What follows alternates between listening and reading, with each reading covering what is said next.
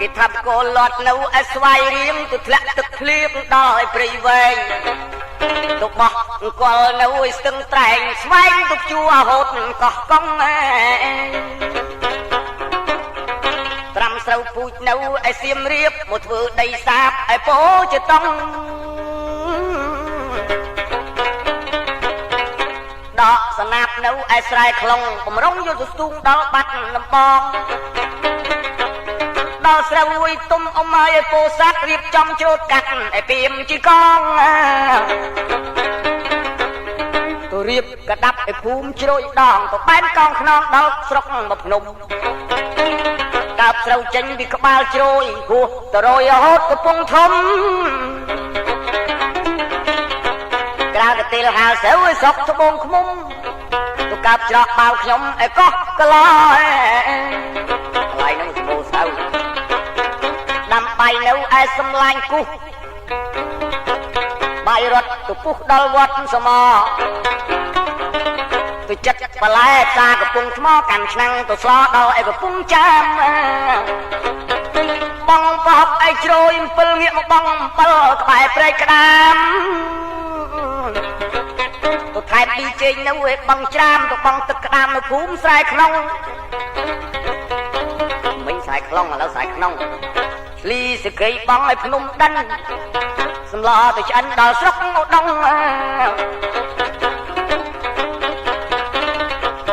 ទៅយកឆ្នាំងចានបានទៅពាំងខ្លងបំរុងទៅដោះដួសឲ្យផ្សារក្បាលពោដល់លើកទៅស៊ីស៊ីឲ្យវិលរិញបោកមកចាក់ក្មេងឲ្យភ្នំបូកូអត់ទឹកពុលមាត់នៅកំពុងរោទៅបានទឹកថ្នោតជូរដល់កំចាយមីទៅបានទុងងៀតពីភ្នំសន្ទុកទៅហូបចុកឲ្យខេត្តព្រះវិហារមកបានស្ងោមន់ឲ្យស្រុកអលេបអ៊ីទៅខ្លែងកពុះឃ្លាឲ្យខេត្តកំពង់ឆ្នាំងអញដល់ដើរមកជូរមាត់ឲ្យស្រុកកងពិសីទៅមូបរិយដល់ស្រុកបារាំងបានដេចកេះជក់ឲ្យស្រុកត្រាំងជក់ទៅមិនខ្លាំងចោលទៅស្រុកចិនបកមកហើមពោះឯកំពុងសមរត់ទៅធ្លាយផោមឲ្យបបៃលិន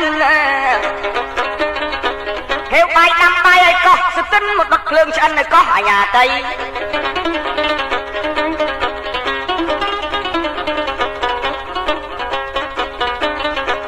ទៅដោះដួសហូបឲ្យកោះរកាអេមកបៀកស្លាឲ្យកោះក្បីសិតតែកោះទាំងអស់ទៅឃើញមេម៉ាយផ្សារប៉ាំងកសីជុលទៅស្ដីគេបានដល់ឲ្យភូមិស្រែនងនាំទៅរៀបការផ្សារ5កក់បកទៅកាត់សក់ដល់ឲ្យផ្សារមងទុកទឹមសំពះនៅឲ្យព្រែកឆ្លងទៅស្អំដើមទ្រូងឲ្យឆ្នោតចុងស្រង់អាយេអេទៅស្អំដើមទ្រូងឲ្យឆ្នោតចុងស្រង់នេះកំណាព្យកាបបុរាណមិនចាក់បានឲ្យស្គាល់ទឹកដីខ្លះជាបៃបុរាណចាក់សូមរៀបបីរាប់តាមត្រង់ត្រង់ជាបាត់លបហើយពាក្យសម្ដីជាបៃមុននឹងឈប់បងអង្